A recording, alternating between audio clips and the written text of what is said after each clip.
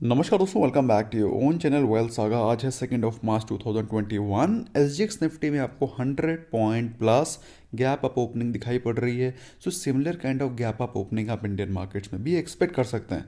बात करें कल के ट्रेडिंग सेशन की, तो कल के दिन पूरे के पूरे ग्लोबल मार्केट्स में पॉजिटिव माहौल था।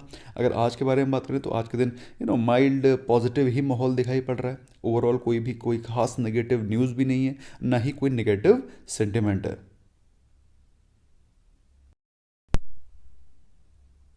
कल के दिन दोस्तों निफ्टी 50 ने इनसाइड बार कैंडल बनाया था, जो कि मैंने आपको अपने इवनिंग रैप में निफ्टी चार्ट एनालिसिस में समझाया था। आई एम श्योर आपने उसको देखा होगा। निफ्टी 50 ने कल के दिन क्लोजिंग दी 14750 के ऊपर, और जो स्ट्रॉन्ग इसका रेजिस्टेंस है 14850, जिसको कि आज लगता है ये गैप अप ओपन करते हुए तोड़ता हुआ पाया जाएगा। आज इसके क्या लेवल्स हो सकते हैं उसको हम लोग आगे देखेंगे। फिलहाल कल के दिन सेंसेक्स में भी अच्छी खासी तेज़ी रही। सबसे ज़्यादा बाइंग हुई मिड कैप और स्मॉल कैप स्पेस में। इसके अलावा निफ्टी बैंक भी गैप अप ओपन हुआ, निफ्टी भी गैप अप ओपन हुआ, और उसके बाद पूरे दिन ऑलमोस्ट एक प्राइस रेंज पे ये लोग स्टेगनेंट हो गए। लेकिन उसके बावजूद भी कुछ स्टॉक स्पेसिफिक ज़बरदस्त तेज़ी नजर आई, जिसमें थे power grid almost 6%, ONGC 5.5%, Grasim 5.5% और यूपीएल अप्रॉक्सीमेटली 5% के आसपास की तेज़ी आपको नजर आई। और निफ्टी 50 के सिर्फ एक ही स्टॉक दैट इज भारतीय एयरटेल में गिरावट थी। उसके अलावा 49 स्टॉक्स ऊपर भाग रहे थे। सिर्फ भारतीय एयरटेल वॉज फॉलोइंग, और इंट्राडे अगर हम लोग देखें तो करीब 5.5% के आसपास की गिरावट थी, जो कि by the end of the day recover होकर के 1% के आसपास की रिकवरी आई एंड 4.5% के आसपास गिरा। दोस्तों रीज़न इसका सिर्फ एक था कि जियो ने अपना एक नया प्लान लॉन्च किया है, जो कि एक काफ़ी एग्रेसिव प्लान है, जिसके चलते मार्केट को ऐसा लग रहा है कि Airtel and idea can lose their ground even more. इसके अलावा दोस्तों कोई और रीज़न नहीं है। कल काफ़ी सारे मार्केट में कमोशन था, लोगों के वीडियोस थे, कमेंट्स थे, क्वेश्चंस थे।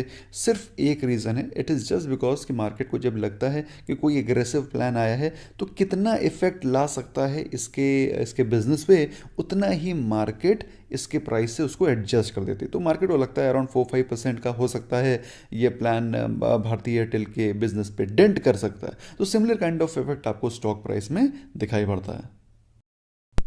दोस्तों जो चीज़ पॉजिटिव है, देखने वाली चीज़ है, वो है क्रूड ऑयल का गिरता हुआ रेट। फिलहाल 3 और 4 को ओपेक की मीटिंग है। बहुत ही डिसाइसिव मीटिंग है, बहुत ही इंपॉर्टेंट है, क्योंकि अगर प्रोडक्शन कट होता है तो क्रूड ऑयल के प्राइसेस ऊपर भी जा सकते हैं। फिलहाल क्रूड ऑयल गिर रहा है, दैट मीन्स हो सकता है वो प्रोडक्शन कट ना करें, हो सकता है प्रोडक्शन बढ़ाएं। अब क्या होगा क्या नहीं होगा तो ओपेक मीटिंग में पता चलेगा। फिलहाल क्रूड ऑयल गिर रहा है, this is a positive news for India. बात करें गोल्ड और सिल्वर की दोस्तों, तो gold has reached 45,000 levels and silver is still rising and presently trading at 67। फिलहाल 70 से गिर के 67 आ गया है। मेरे हिसाब से बहुत ही जल्दी 62 के लेवल पे आएगा। There we can initiate a fresh buy, और गोल्ड दोस्तों अभी भी फ्रेश बाय कर सकते हैं। 45,000 is reasonably a good price. राहत की बात दिखाई पड़ रही है दोस्तों यूएस डॉलर में। यूएस डॉलर में जैसा कि मैंने आपको सैटरडे की वीडियो में बताया था कि यूएस डॉलर में बढ़ोतरी क्यों हो रही है, क्योंकि अभी लोगों ने बॉन्ड्स खरीदना शुरू कर दिया है, that too in the US dollar, और इसी कारण यूएस डॉलर की डिमांड बढ़ रही है। यूएस डॉलर की जब डिमांड बढ़ेगी तो ऑफकोर्स उसका प्राइस ऊपर जाएगा। फिलहाल यूएस डॉलर स्ट्रांग हो रहा है, लेकिन इसका मतलब ये नहीं है कि यूएस डॉलर यहाँ से 78 चला जाएगा। It's a currency, it's not a penny stock. तो फिलहाल यूएस डॉलर स्ट्रेंथन हो रहा है, तो इसका डायरेक्ट इम्पैक्ट, पॉजिटिव इम्पैक्ट आपको इंडियन स्टॉक मार्केट में कुछ सेक्टर्स में दिखाई पड़ेगा, जिसमें कि आईटी सेक्टर एक है। फिलहाल दोस्तों बात करें आज के सपोर्ट एंड रेजिस्टेंस लेवल, आज के इंपॉर्टेंट पिवट पॉइंट्स के बारे में, तो निफ्टी 50 का कल का जो क्लोजर हुआ है, जहां पर क्लोजिंग हुई है, वो हुई है 14,762। और आज के दिन के इंपॉर्टेंट रेजिस्टेंस जो कि मैंने आपको बताया था कि 14,850, 14,850, 14,850 मॉर्निंग में गैप अप ओपनिंग होते हुए टूटते हुए पाए जाएंगे। और अगर 1450 टूटता है तो उसका जो नेक्स्ट रेजिस्टेंस है एज पर पिवट पॉइंट 14,900 आपको आज के दिन दिखाई पड़ सकता है। और 14,000 ऊपर 14,900 के ऊपर तो 15,000 ही है। तो फिलहाल दोस्तों ये दो लेवल्स हैं जिसके ऊपर आप प्राइस एक्शन अच्छा खासा ऑब्जर्व करेंगे, और वहाँ पर अच्छा खासा ब्रेकआउट भी एक्सपेक्ट कर सकते हैं। हाउ एवर अगर मार्केट में कोई प्रॉफिट बुकिंग का माहौल आ जाता है, कोई नेगेटिव न्यूज़ आती है, तो आपको नेगेटिव न्यूज़ के चलते नीचे के सपोर्ट लेवल्स को भी ध्यान रखना है। तो आज के दिन इंपॉर्टेंट सपोर्ट लेवल्स हैं 14,650 और वो भी टूटता है तो 14,550 एज पर pivot chart. So you can note down this points. 14,850 अगर टूटता है तो अच्छी खासी आपको वॉलेटिलिटी दिखाई पड़ेगी and you can enter and make some good money. Anyway, बात करें निफ्टी बैंक की, तो कल निफ्टी बैंक में शानदार तेजी थी, क्लोजिंग हुई 35,000 के ऊपर। 35,296 आज के इंपॉर्टेंट रेजिस्टेंस के बारे में बात करें तो इमीडिएटली 300 पॉइंट्स ऊपर 35,600 will be one of the major resistances. और अगर ये टूटता है तो यहाँ से आपको अच्छी खासी वॉलेटिलिटी दिखाई पड़ेगी, अच्छा खासा जंप दिखाई पड़ेगा प्रीमियम में, और Nifty bank can rise towards 35,900 as well. So mentally prepared रहिए। मार्केट पॉजिटिव है तो आज आपको पॉजिटिव मोमेंटम ऊपर के साइड पे दिखाई पड़ेगा। हाँ, अगर कोई प्रॉफिट बुकिंग आती है तो नीचे के लेवल पे 35,000 and 34,700 will be the levels which you can watch out. तो इन दोनों लेवल्स को ऊपर और नीचे दोनों आपको ध्यान रखना होता है when you are trading, because both the levels are important. Market can turn any direction. अच्छा, कल के दिन एफआईआई और डीआईआई इंस्टीट्यूशनल डेटा आप देखेंगे तो ज़्यादा कोई एक्शन नहीं हुआ। इसी कारण मार्केट ऑल दो गैप अप ओपनिंग हुई, लेकिन उसके बाद कोई ज़्यादा खास एक्शन बाइंग सेलिंग हुई नहीं। इसी कारण एक रेंज पे कंसोलिडेट होती रही, क्योंकि अगर एफआईआई के डेटा को देखेंगे मात्र 125 करोड़ की बाइंग हुई है, और डीआईएस की सेलिंग को देखेंगे तो 195 करोड़ की सेलिंग हुई है। तो ओवरऑल देखेंगे तो सिर्फ 70 करोड़ का ओवरऑल डिफरेंस है, तो जिसके कारण आपको मार्केट में कोई ज़्यादा वॉलेटिलिटी, कोई ज़्यादा अपसाइड या डाउनसाइड दिखाई नहीं पड़ा। आज के दिन के लिए दोस्तों मार्केट में कुछ पॉजिटिव न्यूज़ हैं। पहली चीज़ तो एफआईआईज़ के इन्वेस्टमेंट कंटिन्यू है। इसके अलावा कल गुड ऑटो सेल्स नंबर आए थे, उनके बारे में मैंने डिटेल में इवनिंग रैप में कवर किया है, आई एम श्योर आपने उसको देखा होगा।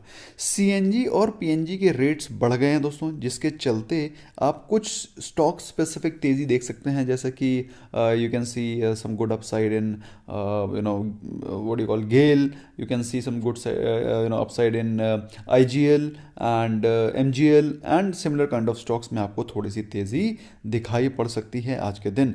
दोस्तों एक और भी पॉजिटिव न्यूज़ थी टाटा मोटर्स की कल के दिन, कि इलेक्ट्रिकल कार्स में 25,000 करोड़ रुपीस इन्वेस्ट करना चाह रहे हैं और इन्वेस्ट करेंगे। तो दोस्तों ये पॉजिटिव न्यूज़ के चलते एक थोड़ा सा झटका टाटा मोटर्स को मिला है, उसके बारे में भी बातचीत कर लेते हैं। और दोस्तों वो झटका ये है कि दिल्ली गवर्नमेंट ने टाटा की जो इलेक्ट्रिकल व्हीकल है, नेक्सस का इलेक्ट्रिकल व्हीकल टाटा नेक्सस, उससे दिल्ली गवर्नमेंट ने सब्सिडी हटा दिया। दोस्तों देखा जाए तो एक तरह से बात ये सही है, क्योंकि अल्टीमेटली ये तो इनिशियल सब्सिडी इसलिए मिल रही थी कि लोग इलेक्ट्रिकल व्हीकल्स पे ट्रांसफ़र करें, लेकिन धीरे धीरे अभी हर आदमी के पास इलेक्ट्रिकल व्हीकल्स आने वाला है, तो सबको गवर्नमेंट सब्सिडी थोड़ी नहीं देगी। तो ये कुछ दिन के लिए इनिशियल पैक का ऑफर था, लेकिन दोस्तों मेरे हिसाब से ये जो मूव है ये थोड़ा सा लोगों के सेंटिमेंट को डेंट करेगा, और मेरे हिसाब से अभी सब्सिडी रिमूव करने का समय नहीं था, थोड़ा सा जल्दी ही रिमूव कर दी, at least they should have waited. आपको क्या लगता है दोस्तों? You should let me know in the comment section. और ये ऐसी चीज़ें होती ना, ये सारी चीज़ें कॉन्टेजियस होती हैं। अगर एक स्टेट करता है तो उसको दूसरा स्टेट बड़ी जल्दी फॉलो कर लेता है, क्योंकि अल्टीमेटली स्टेट की इनकम के बारे की बातचीत है। So what do you think about this move? Please do let me know in the comment section. Should government remove the subsidy right now और दे शुड हैव वेटेड? तो ऑल्दो हमारे कहने और डिस्कस करने से कुछ होने नहीं वाला है, but at least we can discuss. फिलहाल दोस्तों निफ्टी 50 का जो पीई है, प्राइस टू अर्निंग रेशियो है, वो 40 के ऊपर ही चल रहा है, और जो गवर्नमेंट बॉन्ड यील्ड्स हैं वो भी इस समय ऊपर ही चल रही हैं। तो बेसिकली ये दो सोर पॉइंट्स हैं जो कि मार्केट में अभी भी बने हुए हैं।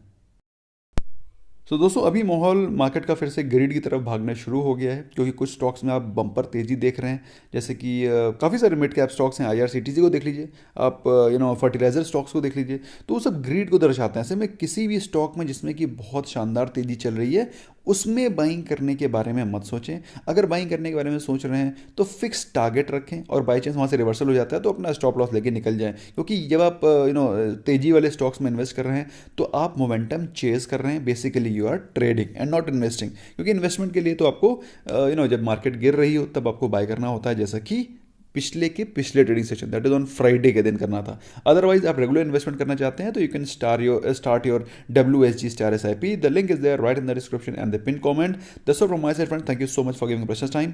Bye bye for now.